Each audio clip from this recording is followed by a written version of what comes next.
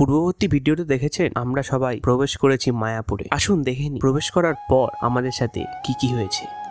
ISKCON Mayapur ধামে প্রবেশ করতেই দেখতে পাই সেখানে গীতা মেলা চলছে। নানান ধার্মিক পুস্তক, কীর্তন এবং নানান প্রসাদে আয়োজন ছিল এই গীতা মেলায়। যেহেতু রাধা মাধবের সামনে ক্যামেরা অ্যালাউড না, তাই তাদের শুধু ছবিটাই আপনাদের সামনে তুলে ধরলাম। তারপরেই আমরা চলে গেলাম গোশালায়, যেখানে গিয়ে গোমাতাদের কিছু সেবা করার পর যা দেখে আমাদের ভণ্ড সুমিত ভাই গোমাতাকে সেবা করতে যায়, যার ফলে গোমাতাও ডিপ্রেশনে চলে যায়।